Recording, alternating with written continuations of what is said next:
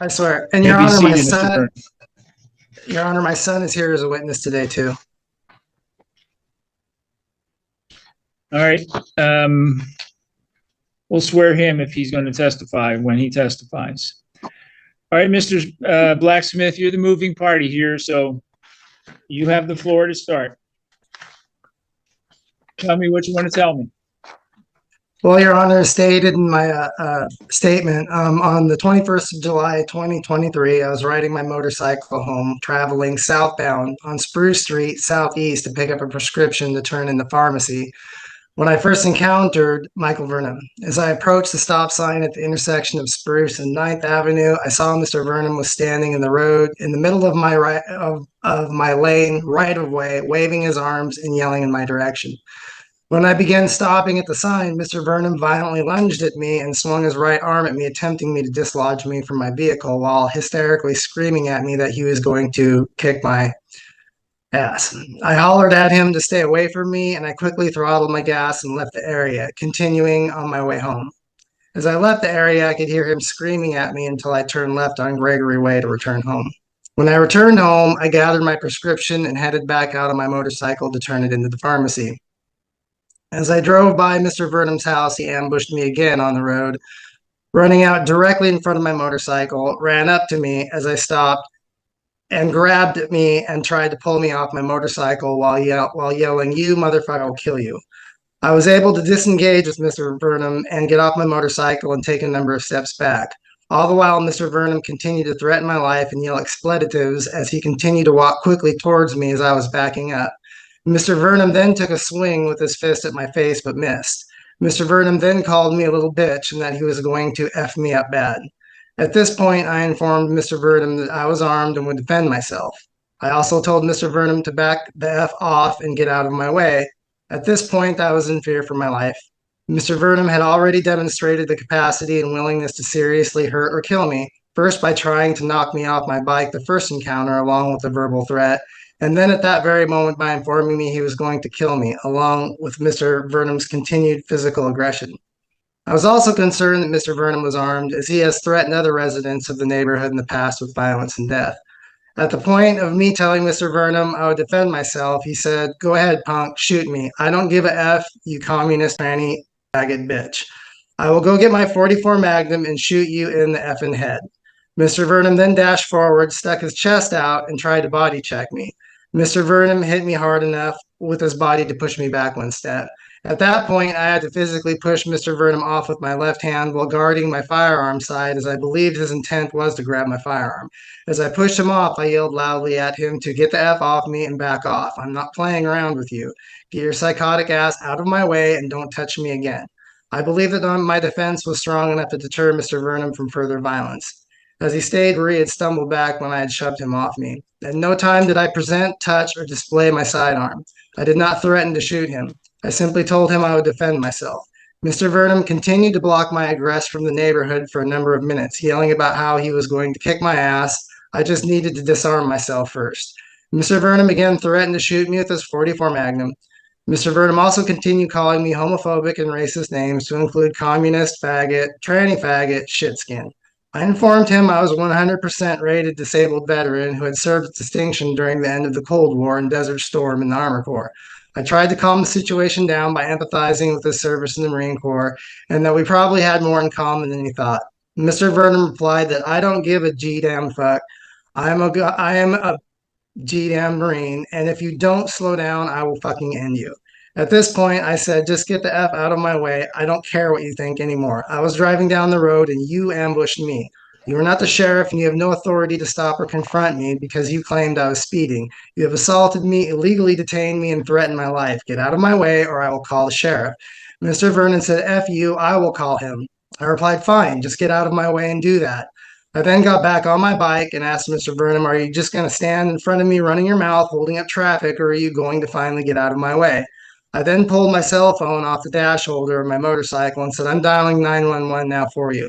Mr. Vernon replied, "F you, you bastard. I'm getting your license plate." As he stepped around the back of my vehicle, I started my bike up and quickly left the area, while Mr. Vernon shouted, "I know where you live and you had better watch your back." I went down to the pharmacy, dialed 911, and returned home to wait for the Thurston County Sheriff. After a short time, a Thurston County Sheriff deputy arrived and I explained the situation as best I could. But I was still very shaken at the time and had not included all the pertinent info. The deputy informed me that he had spoken to Mr. Vernon and had corroborated everything I had told the deputy. Mr. Vernon also informed the deputy that he had overreacted and he would like to apologize and that he did not want to have any trouble with me. I consulted with the deputy on whether to accept the apology or press charges and ask him if I broke any laws. The deputy informed me that I had not and that it was my choice. The deputy did not want to encourage me either way. I decided that since I was not physically injured and that Mr. Vernon was willing to apologize, I would try to take the high road and make peace, especially considering Mr. Vernon's unfortunate past. The deputy followed me to Mr. Vernon's house, where Mr. Vernon immediately stepped forward and held out his hand to shake mine, while saying to me that he had overreacted and that he was sorry for what he did. After exchanging a bit of contentious small talk along with the deputy, telling Mr. Vernon that he had no authority to enforce any speed limit, Mr. Vernon started to get agitated, and the deputy called a halt to the conversation. The deputy asked Mr. Vernon if he was sincere with his apology and asked him if he was going to stop harassing me on the road. Mr. Vernon informed the deputy that only if you guys start doing your job, otherwise I'm not making any promises. Mr. Vernon again apologized and I left the area thinking the problem was solved. Approximately 1 week later, Mr. Vernon started yelling at me and began to flip me off when I drove by his house on my way to various errands that took me through that part of my neighborhood. I never at any time engaged with Mr. Vernon. I did not gesture, give verbal retort, or speed. In fact, most of the time I was in my Ford F-150, which is incapable of going past the speed limit in such a short distance, considering Mr. Vernon's house is the second one on the 9th Street from the turnoff for Marvin Road Southeast. The stretch of road that Mr. Vernon seems to feel the need to institute as form of law enforcement is long enough for 4 houses on each side. By the time any vehicle reaches a speed past the limit, the road ends both ways. As the deputy said during our conversation, it would be improbable to get to the claimed speeds that Mr. Vernon is accusing people of without losing control of the vehicle.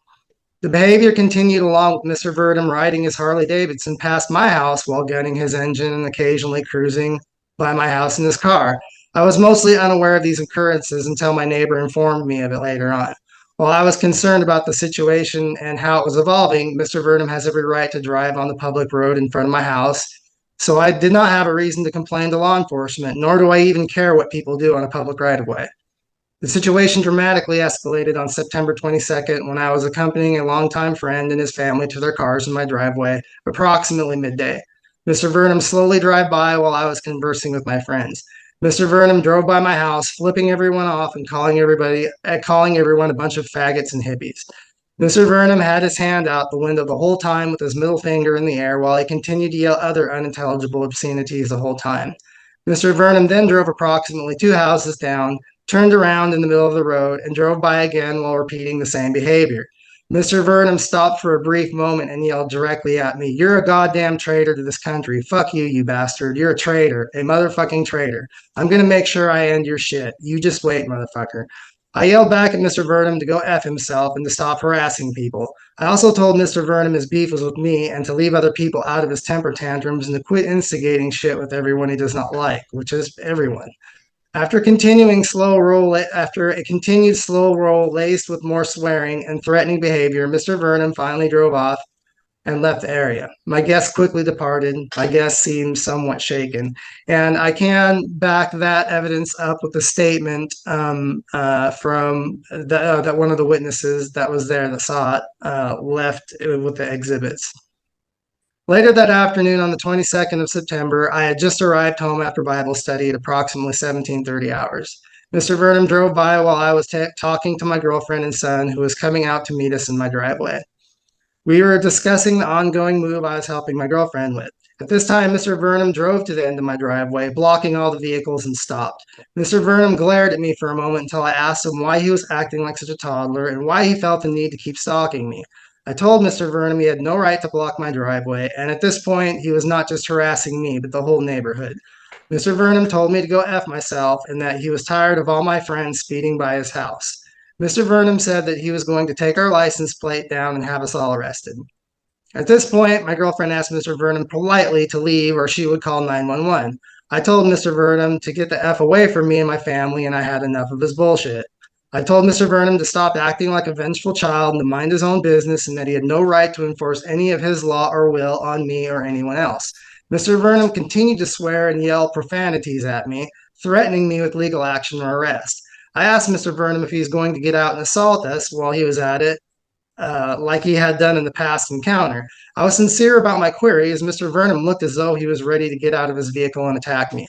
Mr. Vernon's face was contorted in a fierce snarl of rage. When he yelled at me, he was leaning out of his window. This is when my girlfriend dialed 911 and started talking to the dispatcher. Mr. Vernon grew very angry, called me some vulgar names, and hit his gas and sped down the road. Mr. Vernon then tried to initiate a U-turn, but failed due to his speed and drove into the neighbor's yard across the street, where his vehicle lurched, I believe it is manual transmission, and then shot back across the road, landing his car into my next door neighbor's yard, where he proceeded to drive on the 15-foot setback, narrowly missing my utility post, heading his vehicle straight at me. At that point, I was worried about my family, and I stepped towards his vehicle while remaining on my property.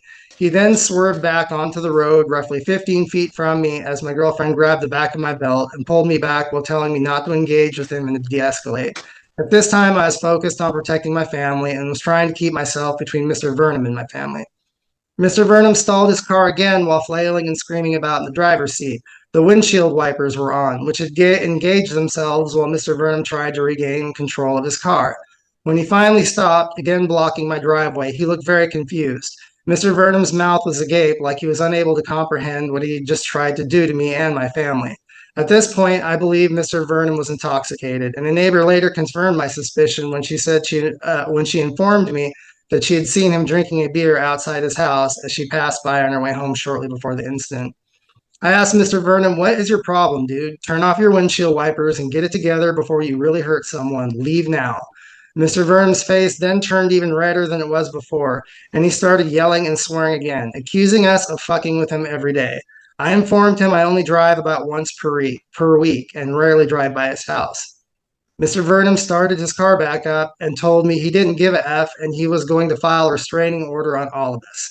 He then said, "I got something for you, you effing traitor." He acted like he was reaching for a weapon, then pointed a pen at me while miming it as a gun while he continued to curse at me. Mr. Vernon then started writing my girlfriend's license plate on a piece of paper before I exchanged a few more nasty words with Mr. Vernon, at which point he grew even more angry. My girlfriend informed Mr. Vernon that the sheriff was on the way and to please leave. Mr. Vernon continued his verbal tirade as he drove off. As he was driving, he swerved back and forth across both lanes of the road, almost hitting my neighbor's park boat on the side of my neighbor's yard. I cannot summarize the amount of terror Mr. Vernon has caused myself and those around me. He is well known to our neighborhood as a violent extremist who will start a fight with anyone he believes is not politically aligned to his ideology or ego. The fact that he prominently flies a flag in his garage that says "kill them all," along with various far-right flags and signs with political statements displayed prominently around his home, indicates his violent and territorial nature. And I do have evidence and pictures of the signage on his home. Mr. Vernon's physical actions towards me and his history with others lead me to believe that Mr. Vernon is more than willing to continue to threaten and harass me, my family, guests, and my neighbors. I am worried that Mr. Vernon's continuing violent behavior might escalate with him using a firearm or other weapon, like his car during our last encounter, against myself or someone else. Mr. Vernon has stated on more than one occasion his clear desire to end my life. It is also my belief that Mr. Vernon needs psychiatric evaluation for his own safety. While I was baffled as to why Mr. Vernon chose to assault me, I was not surprised, as I have witnessed Mr. Vernon behaving similarly to other residents of the neighborhood for various imaginary offenses. These offenses usually consisted of Mr. Vernon believing that people were speeding in front of his home or playing loud music as they drove by. Often these outbursts from Mr. Vernon, he would apologize and try to smooth things over with the person that he had previously harassed, threatened, or intimidated. It is well known that while Mr. Vernon will call the police the smallest perceived offense, and after Mr. Vernon initiates hostile contact with others and has had the police called on him, he will usually try and sweet talk his way out of any charges by way of apology. I have personally witnessed this myself with my previous neighbors that lived across the street from me. Usually after a week, Mr. Vernon would return to his previous behavior of flipping off anyone he does not like who drives by on the public road, 9th Street, in front of his house. To be clear, I have never once initiated contact with Mr. Vernon on my own. He has sought out every contact every encounter and tried to instigate a fight through physical assault or verbal abuse upon every contact. While I've tried to de-escalate the situation of the initial encounter through forgiveness, it is obvious Mr. Vernon continues to harbor a grudge against me and is willing to act unlawfully in process of soothing his own anger. I have statement from my neighbor across the street who witnessed a couple of the last two encounters through her Ring camera. And it says, to whom it may concern, I am writing this letter for my friend and neighbor, Eric Blacksmith. Eric is someone you can trust and count on. My husband and I trust Eric so much he has a key to our house and he helps us out with our animals when we are at work. Both my husband and I would trust Eric with our lives. I'm writing about Michael Vernon, who lives at 80. Since moving in the neighborhood in 2022, Michael has been a very rude person. Michael has caused a lot of issues in the neighborhood, and the issues just seem to get worse every day. Finally, September 22nd, I was at work. It was around 1:20 p.m. and my camera kept going off. So I looked and it was Michael driving up and down the road. As he is driving by, he is yelling. He then drives off very fast. Then around 5 p.m., the camera starts going off again, and I look, and it is Michael again. This time, he is driving slow and stops in front of Eric's house and starts taking pictures and yelling at Eric. After this, drives off very recklessly. Michael seems like he really enjoys harassing people. Before this incident, he has been driving very fast and slow down our road for about a month. He seems to be seeking for trouble. One day I was mowing my grass and he comes flying down the road, does a U-turn and stops in front of my house and tells me I better make sure there's no grass in the road. I told him to leave me alone. He then yelled at me and drove off. There's no telling what is going to happen anytime you drive down his road just to get home. No matter who you are, he will yell, flip you off, or just try and run out in front of you of your car. He acts like he owns this neighborhood. Seeing how Michael has been harassing Eric and his family, I fear for them. To be honest, I fear for anyone that happens to drive by his house, and he happens to be in one of his moods. And that's from Caitlin Self. The next statement is from my son. And he says, and it's a forward message from his email because that's the I just put all the statements in as I receive them. I didn't alter them, retype them or check them for spelling errors. He says, I've lived in this area with my family for 20 plus years and haven't had a problem with anyone until Mike. All through my middle school and high school years, he would yell at obscenities at myself and my friends when we would walk to school. He wasn't an everyday occurrence, but when it happened, it was very distressing. There was a point in time where I think he threw something at myself, but I can't recall what it was. I was more concerned with getting away from him. Recently, however, as I go to work with my coworker, Adolfo, who comes to pick me up and we carpool, he would run out in the middle of the street and just flip us off as we were going to drive by and calling us faggots, threatening to shoot us. Just recently, he started looping around my dad's house, flipping him off and calling him a traitor, tranny faggot in front of our family friends. A couple of hours later, my father and his girlfriend were outside, and right as I was making my way out to talk to his girlfriend and him, Mike came by and started losing it, provoking my father and yelling at everyone. I noticed that he tried to run my father over right as I was coming down the driveway, and his girlfriend started pulling my father back and said she was going to call the cops. Mike went on to call my father a tranny faggot again, and it looked like he was reaching for something. My father yelled at him he's not welcome here and to go away. Mike stalled his car and its wipers and blinkers came on as he got it started, flipped my father, and started speeding off. Let's see here. This is a letter. This is a document shared by Tina Gwynn, who's been harassed by him on a number of occasions. And it says, I, Tina M. Gwynn, was living at their previous tenants to Caitlin Self. With my husband, Philip Gwynn, and our 4 children, we moved there June of 2008. It was a wonderful place to raise our family. Shortly after we lived there for a few months, a man in the neighborhood that lived in the first few houses as you entered the neighborhood, he had ran out to the road as we drove past his house and flagged us down and asked us to slow down. And we said we weren't driving fast under the speed limit, and we apologized. Shortly after that, we passed his house, saw him outside, we waved, smiled at him, and he flipped us off. We were puzzled. On another day, he drove his Harley past our house, and we waved and smiled. He then flipped us off again, and we were confused as to why. He was doing this. He then returned back a couple days later on his Harley to our house, and him and my husband had a conversation. He said that he was sorry for being unkind to us and our children. He said he can see that the kids in the neighborhood was at our house, and he said my husband was a good man. They then seemed to become friends, and he then offered to make our daughter's hope chest as a peace offering. But again, the flipping off started occurring again. He'd drive by our house, either in his truck or on his Harley, yelling cuss words and flipping us all off, and there were children present at the time always. This went on for weeks, months, even years. He harassed us, our friends, anyone he thought and knew that we were friends with. He called the police on us time again.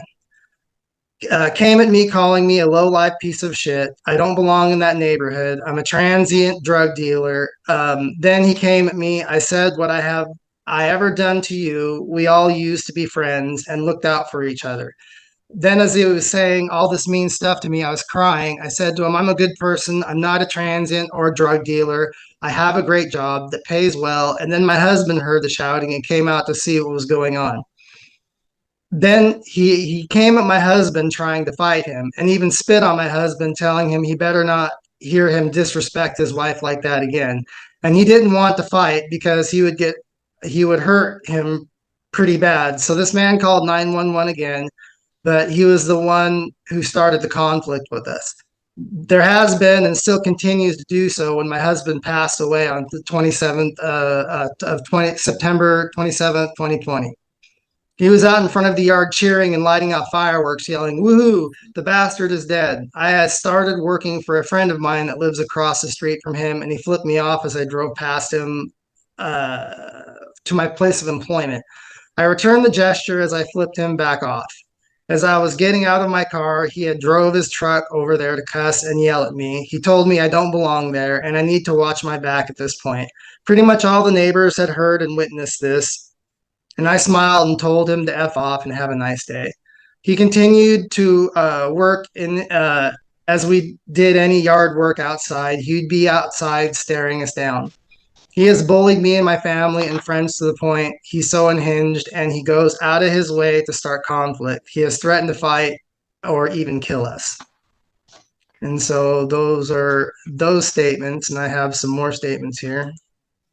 All right, well, let's hold on here. Let's get some other live testimony here. Let's go with Tabitha Blacksmith. Would you come on the sound here? Tell us what your relationship is to Eric Blacksmith. I'm Eric Blacksmith's wife. We live together, and I wasn't present for the first two incidents. I was at home working that day. My husband left and went to the pharmacy to pick up a script, and he rode his motorcycle. He doesn't do that very often. He hardly rides. He hardly goes anywhere. So I thought it would be good for him to get on the bike, get some fresh air, and go get his script. But he came back right away, and I was sort of surprised. I'm like, well, that was fast. But he had forgotten his script. He came back home to get it, and he said that Michael Vernon had tried to accost him on the road. And we're like, okay, well, that was weird. And he seemed a little bit upset, but not too upset to go back out. So he took his script, jumped back on his bike, and I think that took about 10 minutes, and he went back on the road. He told me later when he came home that on his way back to drop off the prescription at the pharmacy, that's when the second incident happened where Michael Vernon got physical with him. And he was really shaken up when he got home from that. But he related to me that Mr. Vernon blocked his path, tried to pull him off the bike. Eric did get off the Ms. bike. Blacksmith, It's all I know. what I want to hear from you is what you saw and observed from Eric Blacksmith. Okay? Yeah, okay. Not what okay. he told you happened. Okay, that's right. So a little bit later, after he got home from his prescription, he told me he had called 911, and the deputy sheriff came out to our house. And I went out there to hear what was going on. So I got to hear part of that conversation. And the policeman said he had talked to Mr. Vernon, that Mr. Vernon admitted that the incident happened the way it was described, and that he was sorry. And that and Eric and I talked about it, and we thought, well, you know, the good thing to do would be to let him apologize, right? So Eric went down there with the deputy sheriff to Michael's house and apparently got an apology. And Eric came home and we thought it was over. But it wasn't. And then in September, I was leaving for an appointment, and my husband was out visiting at the end of the yard with some friends of ours that had been over to visit him, and they were out at the end of the driveway, and they said Michael Vernon had just come by and was flipping everybody off and yelling and stuff like that. And I was late for an appointment, so I left right after that, and I wasn't home for the fourth incident that occurred later that day, where he drove back by again. So, but I can tell you that my husband rarely drives, that this has really impacted him, and he's been anxious. He hasn't been eating. He hasn't been sleeping. He's lost 15 pounds. This has really been hard for him because he didn't do anything. He just drove. We have to drive by Michael's house to get out to Martin Way, to go anywhere. And every time you drive by his house, you have PTSD that he's going to do something. So I don't know what the solution is, but it's gotten personal when the person blocks you in the road and then later on comes into your neighborhood to start trouble with you.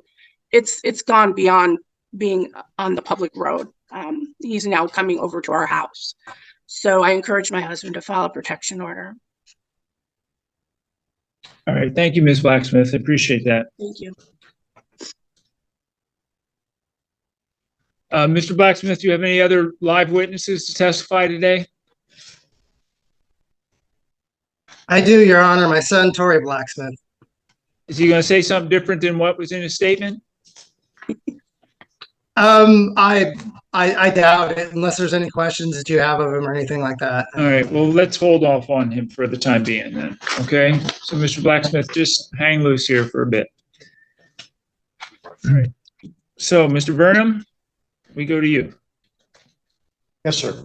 I don't go into that part of the neighborhood. The last time I was in it was the first week of June when my friend died that lives 2 houses behind him. She was trying to save her dead husband's stuff in a garage, and she died from a heart attack.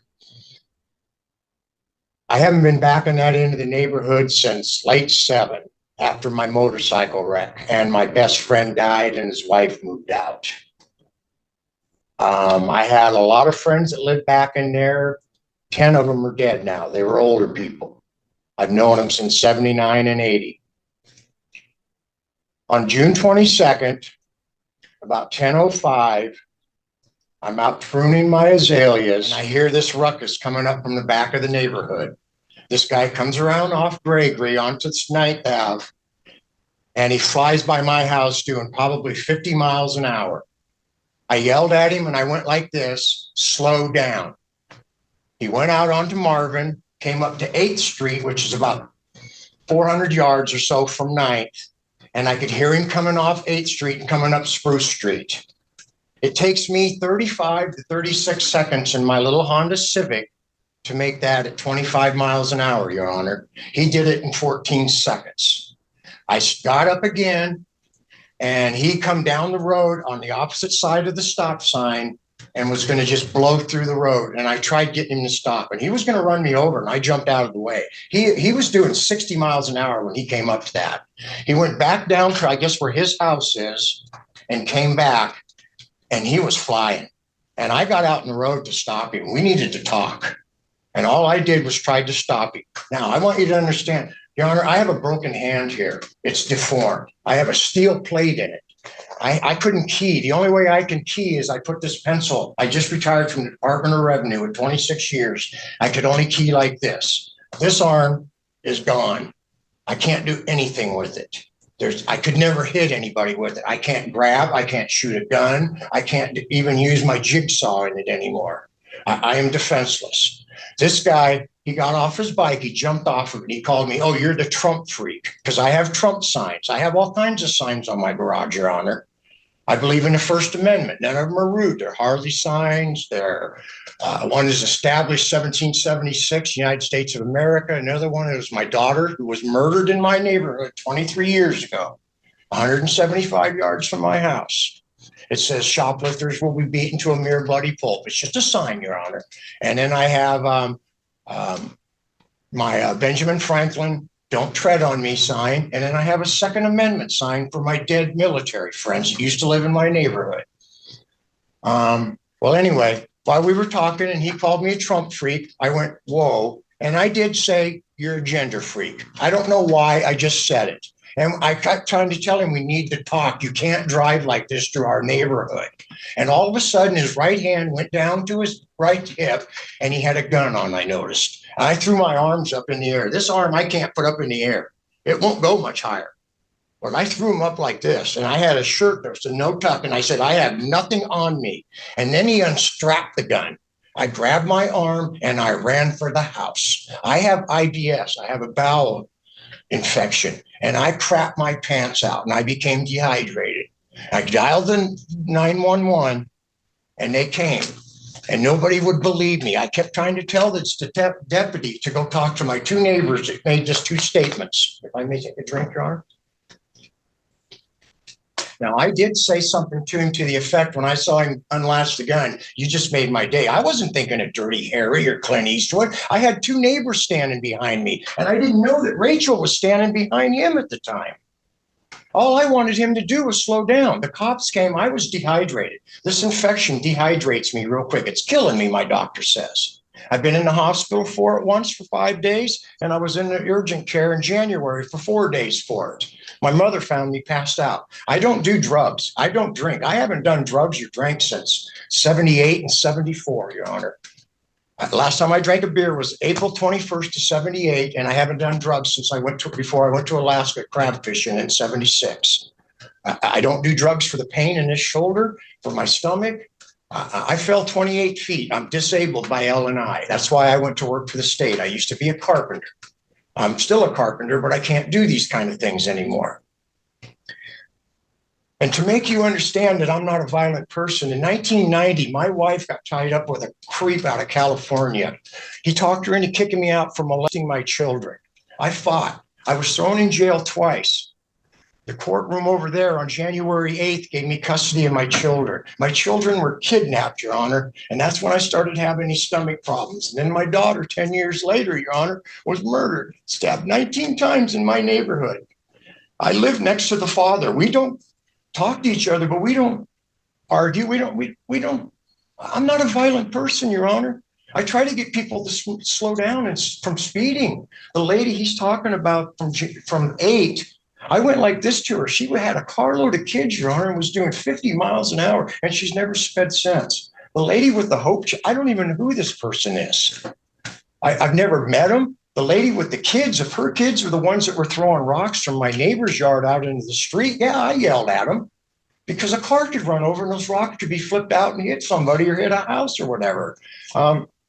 We've had a lot of problems in my end of the neighborhood with children. With my neighbor 2 years ago, his front door was kicked in. They have a cyclone fence around their house now for protection. We have a lot of problems. They say that they've been calling the cops on me. I don't even ride my bike, Your Honor. I can't grab it. I can't pull the clutch in. I can't do none of this stuff with my bike. I haven't touched it. I rode it around the block. I put it in first gear 1 or twice a year. I ride it around the neighborhood just to put a little mile, to move the oil. And then I'll ride it to the gas station to put gas in it, or otherwise it runs. I don't ride my bike. I can't. I just can't. I don't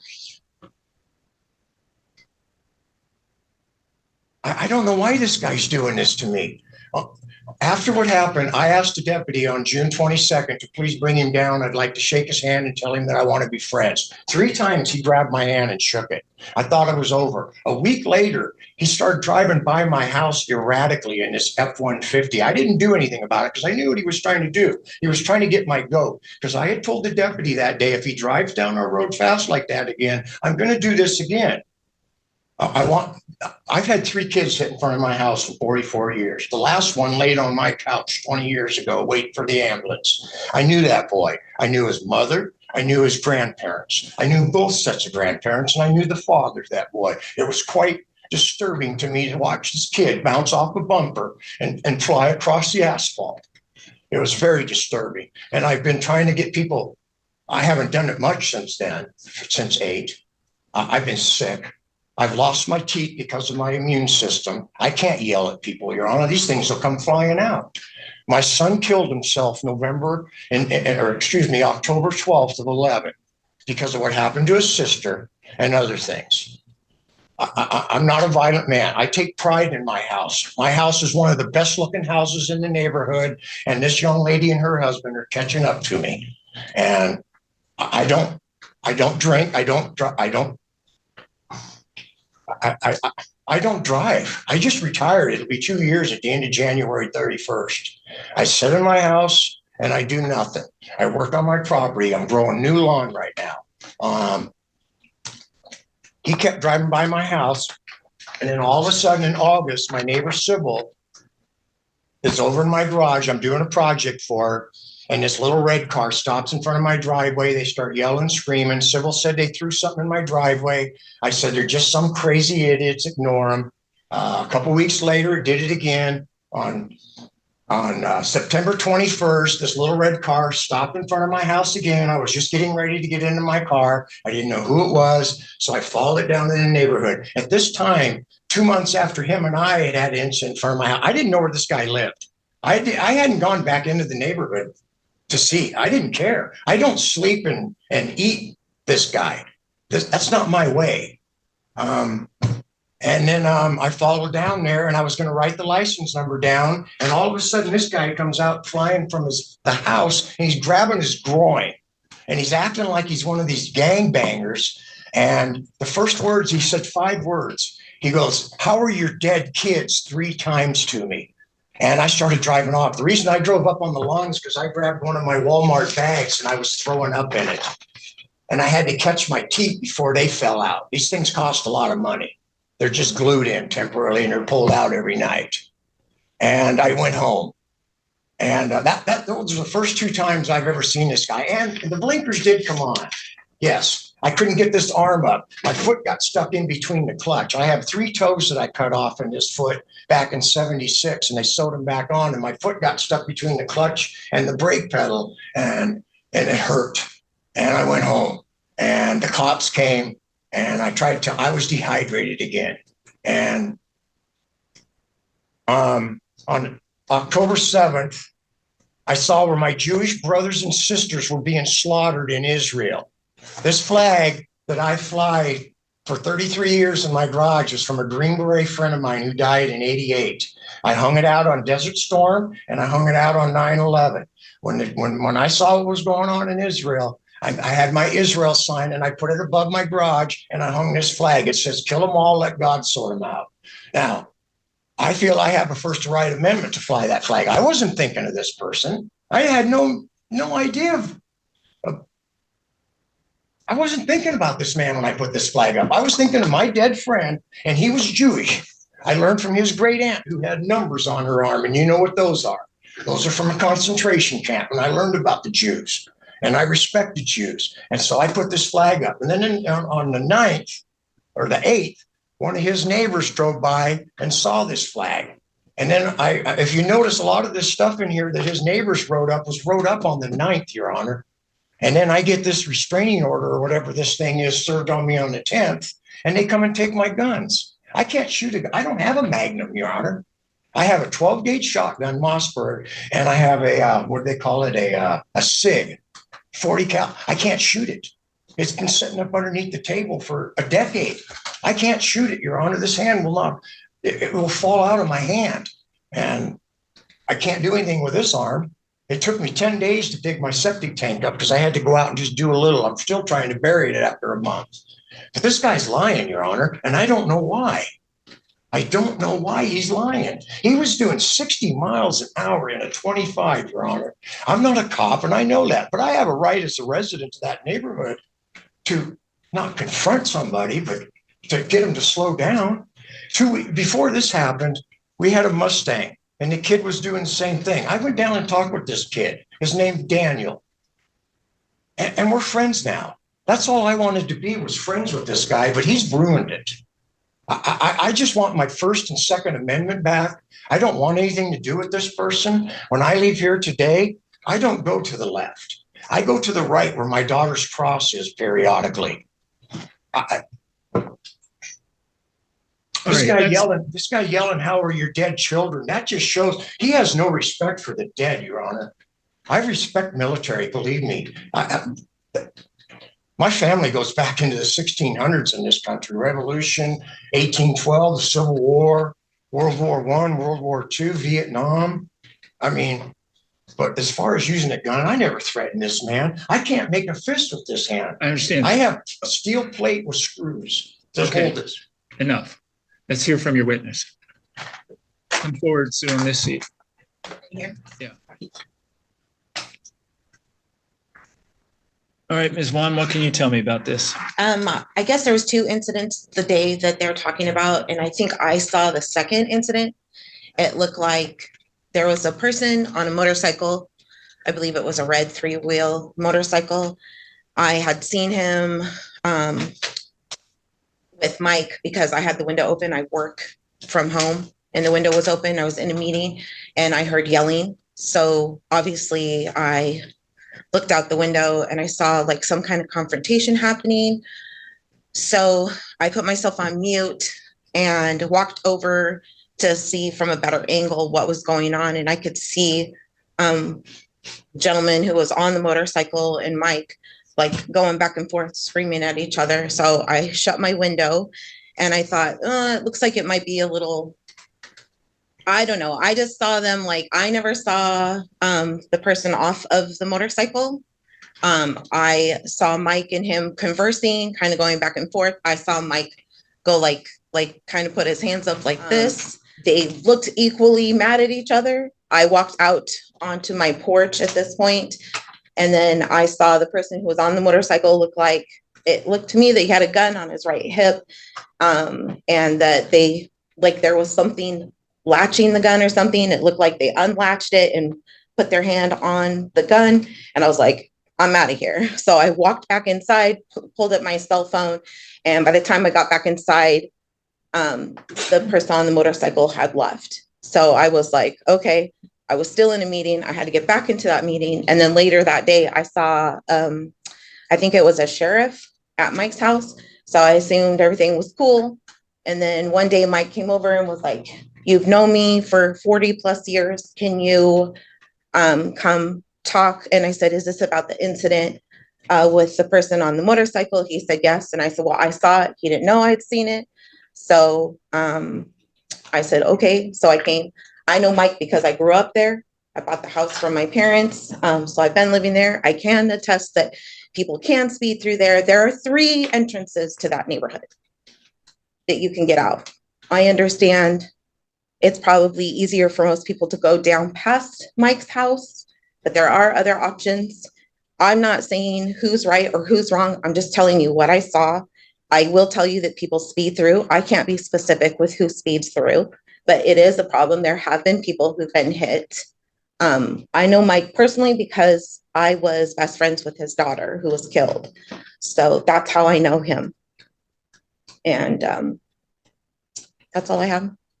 And use the other 2 statements by my other 2 neighbors too, Your Honor, who witnessed everything that was going on that day. Now, what happened to his house was wrong. I'll admit that. But there were words said. But there was no threat for me to threaten to kill him or anything like that. Like I said, when he used the words, how are your dead children 3 times to me, my body just went limp. Okay.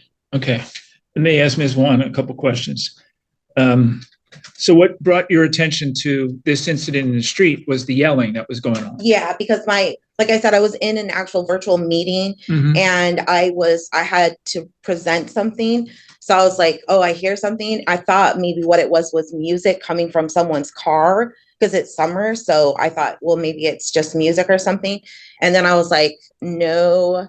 And I could just hear them screaming at each other, like back and forth. And how long had you been working at your desk there and with the window open and all that? All morning. I've been there all morning. Okay. Yeah. So since about 7:30 that day. Okay. And did you hear motorcycle racing up and down the street? Sometimes I hear motorcycles going back and forth. I had heard, I didn't read the full testimony, but I guess there was a second, or No, I'm asking you, did you that morning hear a motorcycle racing up and down the street? I didn't hear a motorcycle racing up and down the Did street. you hear a motorcycle at all on the Yeah, street? I heard a motorcycle that day. Okay.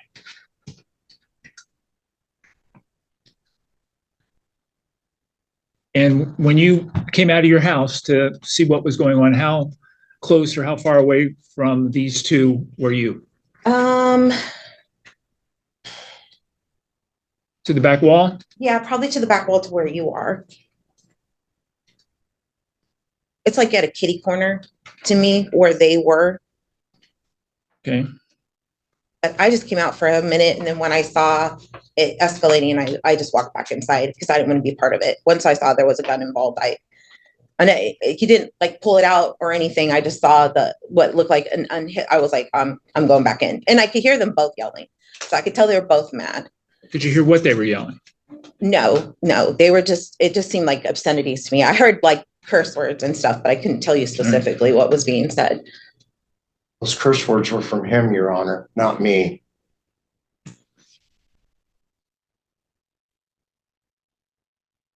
We were about 6 feet apart from each other, Your Honor. Okay, hold on. Let me ask you a couple questions here, and then I'll go back to Mr. Blacksmith. Now, on the street that you live, Mr. Vernon, heard some testimony that there's 4 houses on either side of the street that lead out to, is it Marvin Road? Yes, sir. Is that the extent of the street? There's Pete, mine, and then Stan's house. And then across from Stan's house is Rachel's house, Dan's house, Sybil's, and then the other lady. I don't remember her name right now. So they're basically 7 houses there. And then I have a street in front of me called Spruce Street. My street comes off Marvin. It's about 350, 375 feet long. And then it wides into one section that goes Gregory where he lives, and then 9th Ave where it goes off into the other end of the neighborhood. So what part of that was he doing 50 or 60 miles an hour? He was doing the 50 at least in front of my house. And then when he got onto Marvin Road, heading towards the mushroom farm, he got back on 8th, which is still part of our All development. right, just And was listen doing to- 60 plus on Spruce. just listen to the question and try to answer it, Yes, sir. okay? So how far from your house to Marvin Road? 75, 150, 200 feet. So he was doing 50 miles an hour, 200 feet from Marvin Road. Close to it, yeah. Did he stop at Marvin Road? He stopped. I don't know. I didn't pay attention whether he stopped at the stop sign there or just blew through it and pulled onto the road. He blew through the stop sign in front of my house on Spruce Street. So now the second time when he was doing 60 miles an hour, where was that? That was Spruce Street, right directly in front of my house, next to my neighbor that was watching and listening. She was out on the smoke break. I'm asking you. I'm not asking about your Okay. neighbor, okay? When he turned onto Marvin Road off in front of my street, he went down to 8th Street and turned on 8th Street and started. You're supposing this happened. You don't know. No, that for sure. I listened to it all happen. Even the neighbors did. He come flying down Spruce Street. One of my neighbors has to put, she puts an orange flag for her kids, but it takes 36 seconds. I've already drove this route with my vehicles to see how long it takes to do 25 miles an hour. And he did it in 14 seconds because I had my watch on and I was clocking it. I clocked him when he come out of Gregory Way on 9th. He did that in 7 seconds before he turned on Marvin Road. I've learned from this. We've had incidences like this. The sheriff's department told us 40 years ago to get license numbers and estimate the speed that they were going. And that's what I was trying to do. Okay, so let me ask you, you said you worked as a carpenter I did. prior to being injured. Any experience with estimating speeds of vehicles? Well, at one time, the sheriff's department was going to give us or loan us one of those radar detectors. Right. Now I'm asking you if you have any experience estimating. No, not Okay. experience, just what I've noticed in my neighborhood in 44 years. Right, but I'm wondering how you can tell it was 50 versus 60 versus 30 versus Well, 25. I'm just going off math. Like I said, it takes me 17 seconds coming off Marvin to go to the Y, doing 25. He did it in 7.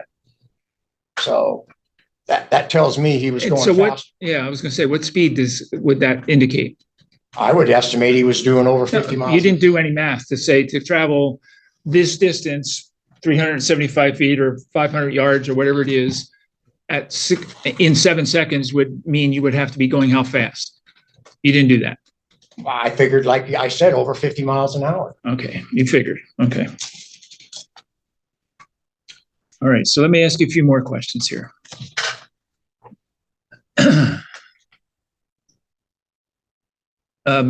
Do we agree that there were two incidents then, two incidents in the street? No, there was just one.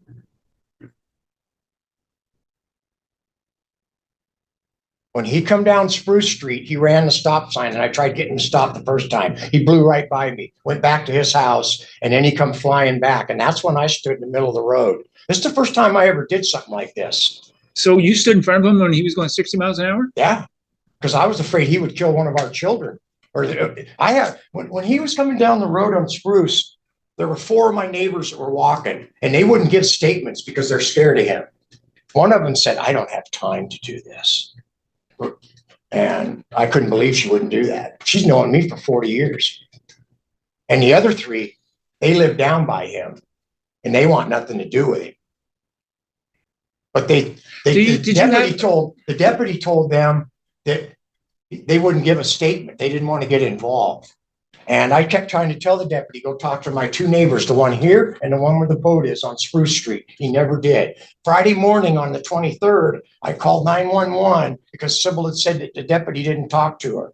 And they said somebody would reply. About 5 minutes later, a sergeant from downstairs called me back. And I asked him about this. And he goes, well, there were 4 women that the deputy talked to, but they said they didn't want to get involved. And I said, did he talk to my neighbor across the street or another lady? And he goes, I don't have a report on that. He goes, you can have them fill out a report. That's what you guys have up there. And that's what I meant by when I told him that you just made my day. I knew Sybil and Courtney were standing behind me. I didn't threaten this man, Your Honor. So you never said that you were going to get a weapon and shoot him? No, sir. No, I can't hold a weapon in this hand, Your Honor. I've been making Seahawk signs for everybody that I know. And I can't do that anymore because I can't hold the jigsaw. This arm won't work. Okay. I get that. Okay. You've testified to that multiple times. Okay, I get that. I get how intense you are and how passionate you are about this. Was there any other traffic on the road when you had this incident? No, the only traffic that was on the road was my 4 neighbors are walking down the road, and they walked by it just as he's taking off on his bike. And those are the 4 neighbors that didn't want to get involved. They didn't want to get involved. Okay.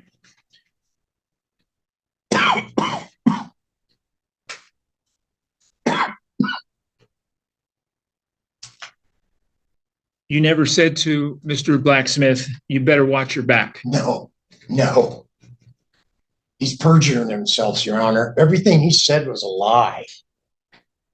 He made it all up. His wife is making it up. His son was driving by my house taunting me, Your Honor, because I wouldn't fight him. That's who the little red car was his son and his girlfriend. When I pulled up in front of him, I wasn't blocking the driveway. Sure, in a way I was. All right, let's back up a second here. When you talked to the deputy at some point, the deputy that did arrive, you indicated to that deputy that you wanted to apologize, that you had overreacted and wanted to No, apologize. I never said that. I said I'd like to shake his hand and tell him that I'd like to be his friend. There's never been what he said about his other neighbors calling 911 on me. Listen to the question Okay. and try to answer the question. Okay. So you never told the deputy you wanted to apologize. No. You never told the deputy that you overreacted. Nope. I didn't do anything wrong. And did you apologize to him at all when you shook hands with him? No, I just shook his hand, and 3 times I held my hand out to shake it. 3 times, because that's what I confirm what a person is, whether he's going to tell the truth or be honest with it. And this man's not honorable. He's not honorable. I never thought anything about this man after the 22nd of June 22nd. And he doesn't even know the right date that this happened on. He says July. Did you have any contact with him before June 22nd? Nope, never even saw him before that day. Never saw him before. I've heard things from my other friends about him down in that end of the neighborhood, but I didn't know who he was. I don't go down there. I have no reason to go down there. We agree that there was an incident at the driveway of his house, a contact. There were words said, and that's when he said, "How are your dead children?" 3 times. He was trying to get me to get out of the vehicle to do something, and I knew that. Did you ever tell him he was a traitor? A what? A traitor? No. See, I didn't. I thought he was. I'm not a Marine. When he said he was military, I said, "Are you a Marine?" That's what I said. I'm not a Marine. I cut 3 toes off. I couldn't qualify. They had to sew them back on. But I'm not a Marine. I never threatened him. I never threatened to go get a gun. I don't have a Magnum. The guns that I had in my house, there's no shells in the house for those guns. I can't even take the cartridge or whatever you call it and put bullets in it, in the magazine.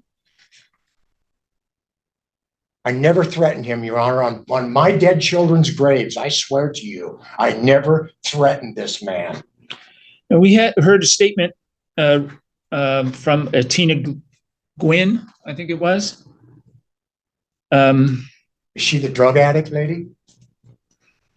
Is that what you're calling her? I didn't know who she was, Your Honor. I didn't. That's what I read in here. When her and I stopped talking in 8. Did she give a statement that says, "I'm a drug addict and I'm making this statement for Mr. Blacksmith"? Somebody made a statement in here for June or back in 8 that I stopped her, tried to get her to slow down, and I did. And she's never sped since. I tried waving to her when she comes by. She won't wave, so I don't do it. This is the woman who I think the testimony was that her husband died. I know nothing about that. You know nothing about that. You didn't go down there and say, "Yay, the bastard's dead." No. Okay. Didn't tell her to watch her back. Your Honor, I respect the dead. No, I didn't tell anybody to watch their back. That's not my way, Your Honor.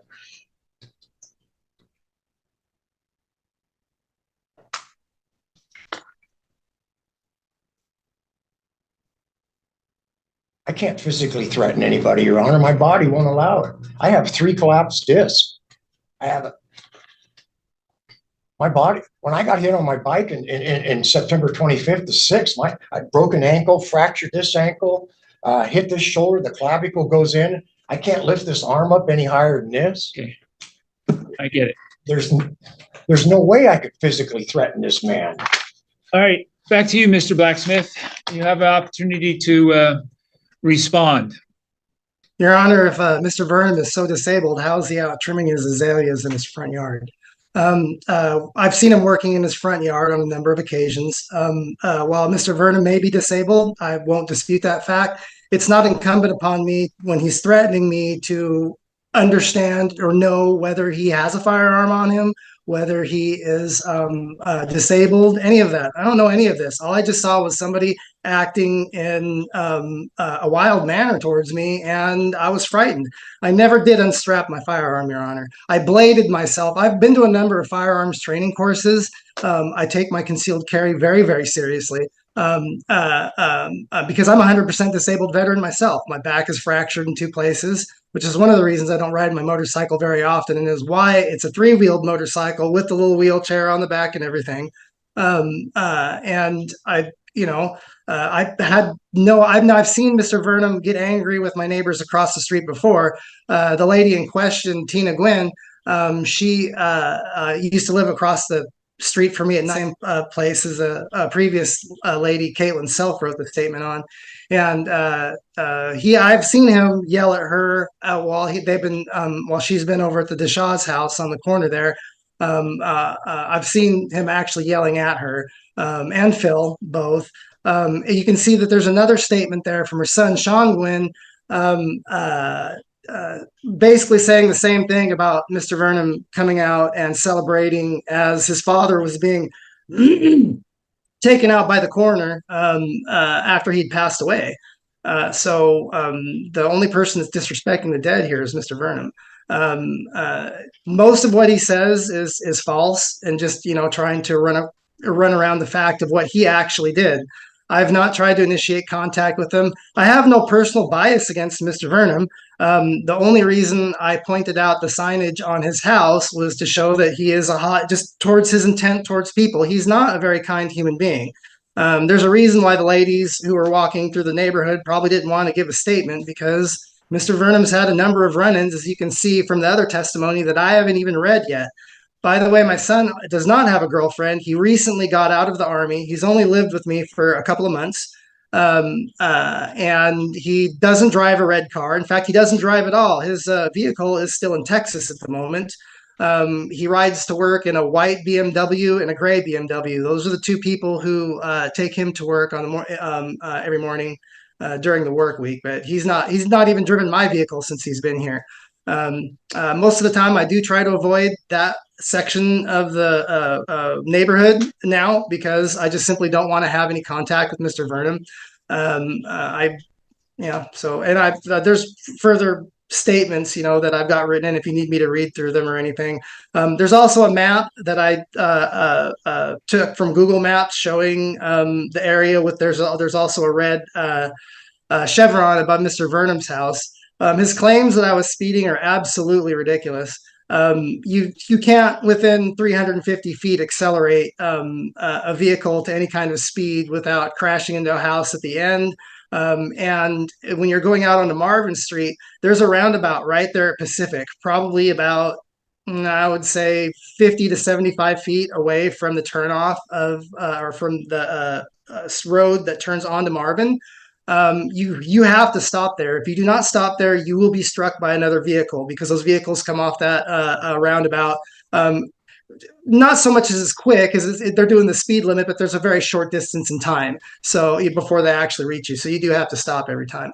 There were words exchanged between Mr. Vernon and I. Not all of them were pleasant. I simply defended myself verbally, met the level of attack that Mr. Vernon placed upon me, and that was it. I'm not a perfect human being, and the situation has, left me anxious, and I'm angry at Mr. Vernom's actions. And while I'm sympathetic to his past and his current disabilities, it doesn't give him a right to continue to harass me or impede my travel on a public roadway. All right, stop for a moment. Ms. Wan, I'm sorry. I should have excused you. You don't have to sit here any longer. If you wish to leave, you may leave as well. Sorry. Mr. Blacksmith, I have to ask you this question. Did you ever say to Mr. Vernon, how are your dead kids? No, Your Honor, I did not. Did you know that he has children that are deceased? I knew he had one that was deceased, but I was unaware of the circumstances of it. So that's why I'd said it due to his unfortunate past in my testimony. But it's only through hearsay. I was unaware that he had a son up until recently.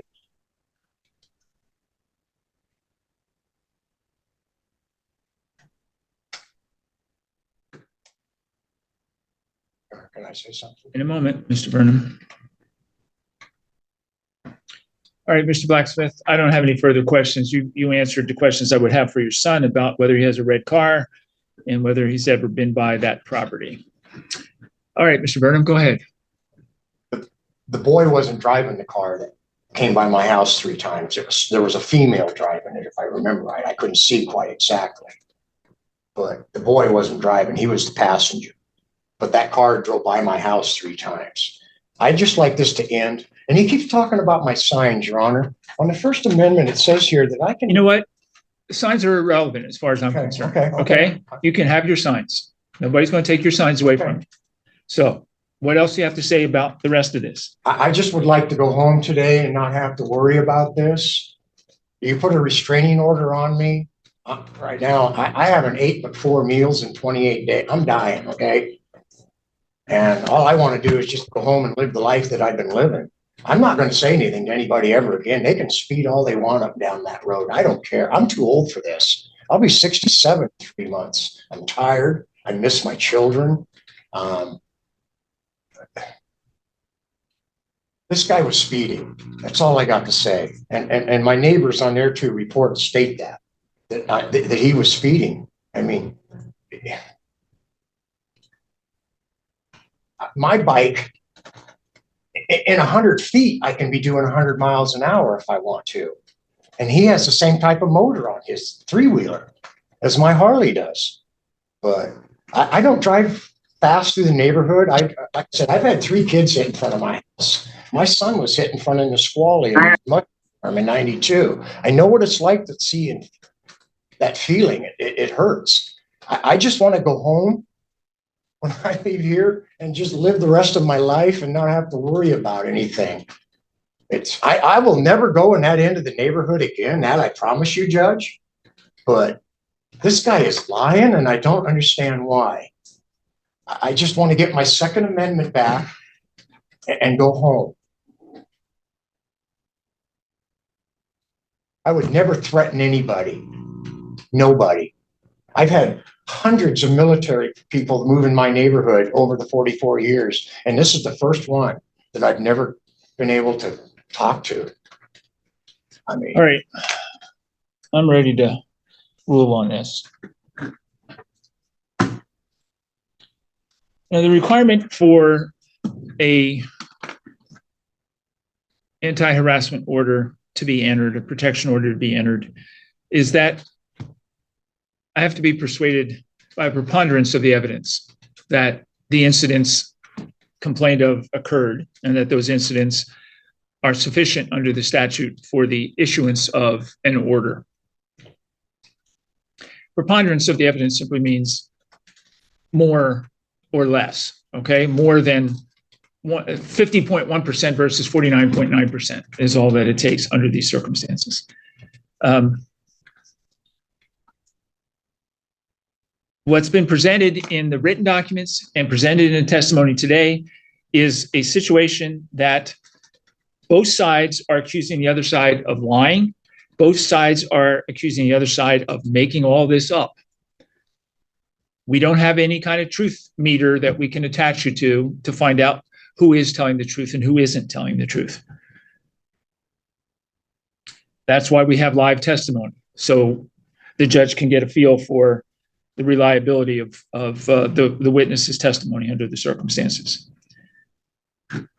If Mr. Blacksmith is to be believed under the circumstances, threats have been made to him that would reasonably cause concern on his part. He has indicated that he was told on multiple occasions that you would get a weapon and shoot him. At least twice that was said, that you would end him, that he had better watch his back, that he was a traitor, amongst other unflattering terms, and that you were going to end his shit. If Mr. Vernon is to be believed, the threats were made to him by Mr. Blacksmith. And in fact, Mr. Blacksmith was armed. He has a concealed weapons permit. He was armed at the time. Did not display his weapon or brandish his weapon, meaning point it at you or hold it or show it to you. No one is arguing that that's the case. We've had testimony about the speed of the motorcycle.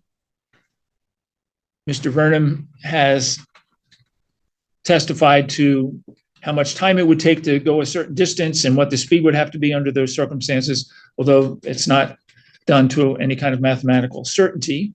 He's also testified he doesn't have any experience in estimating speed. That's why police officers have radar guns or LiDAR guns in their vehicles in order to give a clear reading of what the speed is. There's the question of how much distance there is on the street that this is alleged to have occurred and what the speed could be in terms of getting the vehicle to stop in time at Marvin Road. There's been testimony by Mr. Vernon. He just testified that his motorcycle could get up to 100 miles an hour and 100 feet. I don't think that's possible from my limited experience in doing work of this kind, trying to estimate things like that using mathematical computations.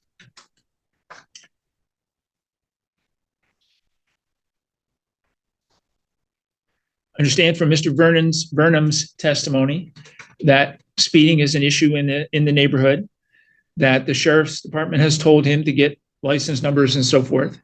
Sheriff's department also probably has told you that they can't issue a ticket based on your testimony, that they have to observe that. That's one of the rules of evidence in these kinds of situations. I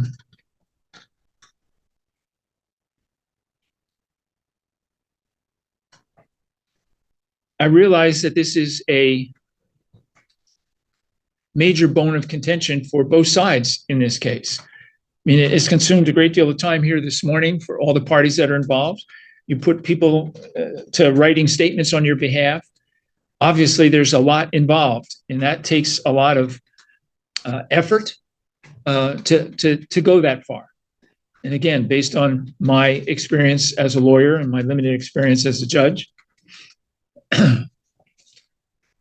that trying to hold together made up stories for this length of time and with this level of complexity is difficult, if not impossible, to accomplish.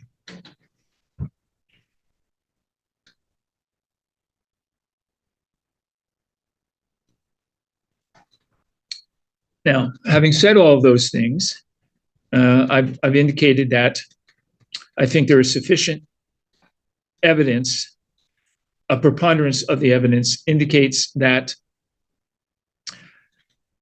2 confrontations occurred as opposed to 1. Ms. Vaughn indicates that she heard 1 confrontation in the street. She testified that she was working at that window for the whole morning and did not hear a motorcycle racing up and down the street.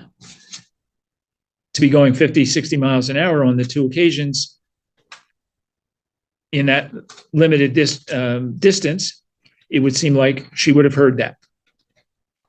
She did hear yelling. She did see a confrontation in the street. She did see, as Mr. Blacksmith indicated, that he did put his hand down to where his weapon was located, but that he did not display it or brandish it in any way.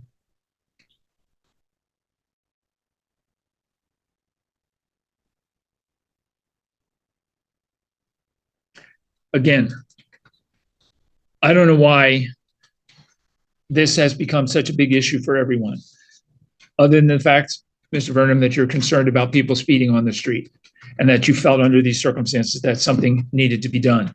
The circumstances as you saw them. But as the deputy told you, it's not your job to police the street. It's the sheriff's department or the police department's job to do that. You put yourself at risk by doing that. I asked you that question. You say he was going 60 miles an hour and you walked out in front of him? I think most would agree that that was probably a foolish move on your part. I didn't. He wasn't doing 60 when I walked out in front of him. Be that as it may.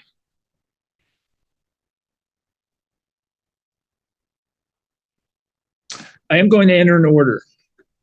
And that order will prevent you, Mr. Vernon, from having any contact with Mr. Blacksmith. And you're not to go around his residence. How far away from your residence is his residence, Mr. Vernon? 300 yards, maybe a little more. All right, so I'm going to make the restriction 500 feet. You can't go within 500 feet of his residence. You've indicated you have no reason to go down there. No, you haven't gone down there. There's no particular problem with that. You're not to go around his workplace, and you're not to have any contact with him. What's more concerning is, the weapon issue. You do possess 3 weapons. You've indicated to me that you can't use them because of your physical disabilities.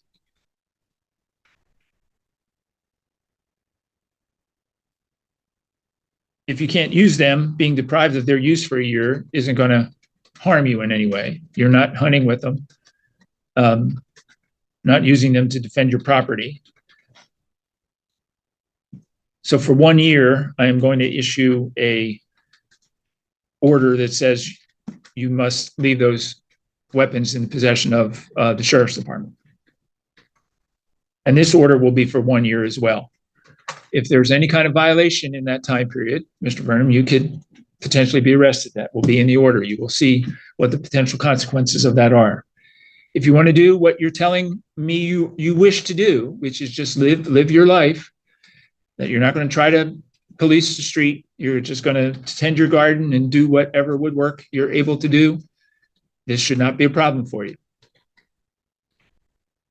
And Mr. Blacksmith and Mr. Tory Blacksmith and Ms. Tabitha Blacksmith, I will suggest to you that you have absolutely no contact with him. There's no need for any contact with him. Just stay away from him. Understood, Your Honor. Your Honor. In a moment, I'm not finished yet. So that's the going to be the ruling of the court in this instance. Thank you.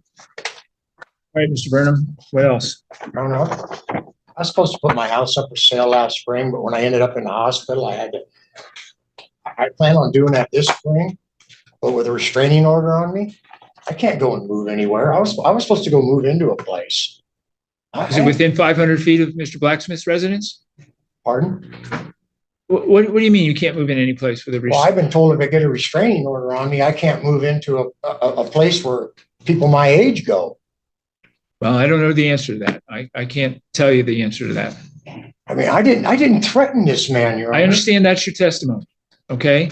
And what I'm saying is based upon my observation of the documents and review of the documents and review of the testimony this morning, I'm finding by a preponderance of the evidence that it's more likely than not that occurred. Your Honor, but the statements my two neighbors gave, it said about him speeding. I mean, that's why I don't want no trouble with this man. Okay, then just stay away from him. Can I ask one more question? You can ask a question, Can yes. I pull my Sixth Amendment for this and ask for a trial and a lawyer? No, it's not a criminal case. So, You're only entitled to an attorney when you're charged with a criminal offense. well, I promise you guys, I won't be near him, but I don't think this is right and fair to me that I didn't threaten this man. I don't have 3 guns. I only had 2. I'm sure that that's what you believe. The decision of the court is not to persuade you otherwise. I realize that that's not going to happen. It doesn't happen in the vast majority of cases that come before this court, whether it's for harassment orders or for child support or for criminal cases, where the party that's on the wrong side of the decision is persuaded that they're wrong. So I'm not attempting to convince you of that.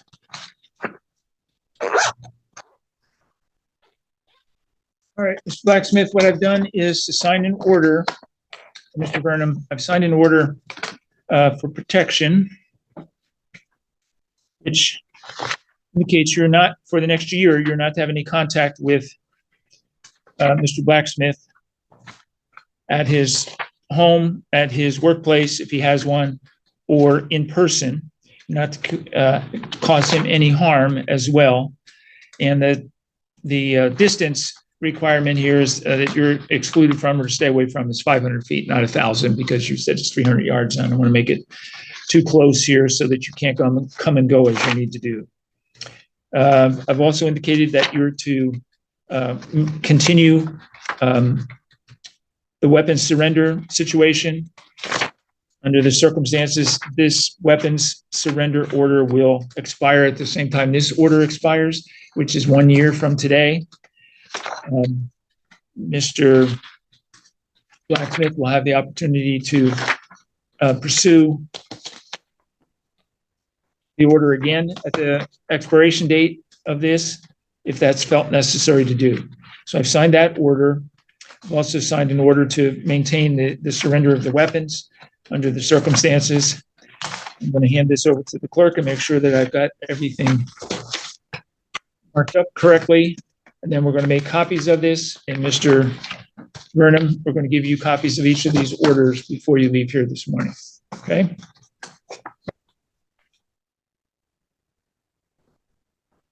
And Mr. Blacksmith, you'll be able to get copies of these two orders from the Thurston County District Court website tomorrow.